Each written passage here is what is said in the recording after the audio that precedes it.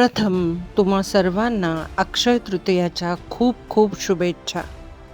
कल्पना करा, एक असा दिवस ज्या दिवशी केलेलं प्रत्येक पुण्यकर्म कधीच नष्ट होत नाही. एक असा क्षण ज्या दिवशी पृथ्वी आणि दैवी शक्ती यांच्यातील अंतर पूर्णपणे मिटतं. हा दिवस आहे अक्षय तृतीया. पण खरंच याचं गूढ काय आहे?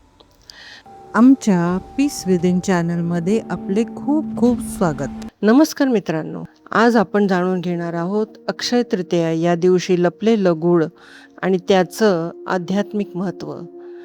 का हा दिवस तुमचं नशीब कायमचं बदलू शकतो.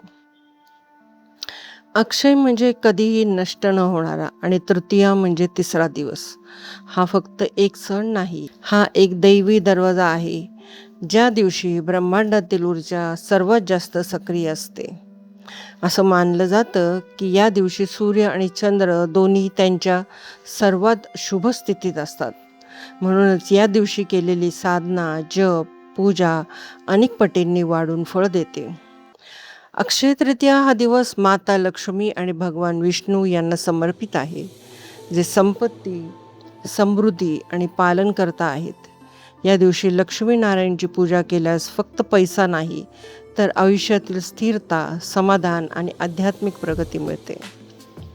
या दिवशी काही खास गोष्टी केल्यास त्याचं फळ अक्षय म्हणजे कायमचं टिकणारं मिळतं.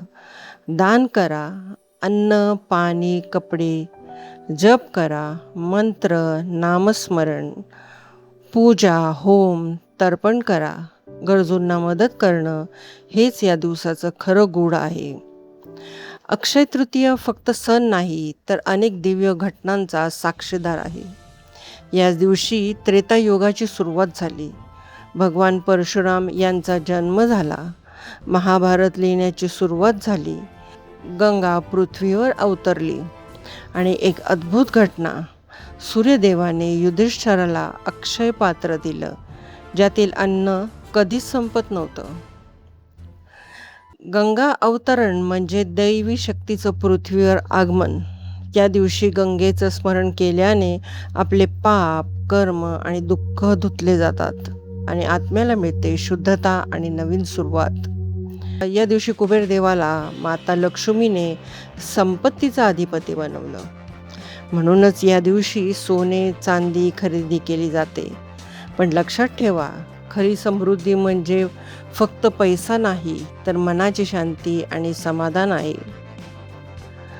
माता अन्नपूर्णा, जी अन्न आणि पोषणाची देवी आहे, या दिवशी तिचं पूजन केल्यास घरात कधीच अन्नाची कमतरता राहत नाही आणि जीवनात येते समाधान आणि कृपा. अक्षय तृतीया आपल्याला शिकवते, आत्मा हा शाश्वत आहे. कर्माचं फळ कधीच नष्ट होत नाही आणि योग्य मार्गावर चालल्यास दैवी शक्ती आपल्याला नेहमी साथ देते. म्हणून मित्रांनो, या अक्षय तृतीयाला फक्त सोने खरेदी करू नका, तर पुण्य, ज्ञान आणि साधना साठवा, कारण तेच अक्षय आहे. जर तुम्हाला हा व्हिडिओ आवडला असेल तर लाईक करा, कमेंटमध्ये ओम लिहा आणि चॅनलला सबस्क्राईब करा. अशाच आध्यात्मिक आणि गूढ माहितीसाठी धन्यवाद. जय श्री लक्ष्मीनारायण. मित्रांनो, ही माहिती तुम्हाला कशी वाटली हे आम्हाला कमेंट करून नक्की सांगा. व्हिडिओला लाईक, शेअर आणि सबस्क्राईब करायला विसरू नका. धन्यवाद.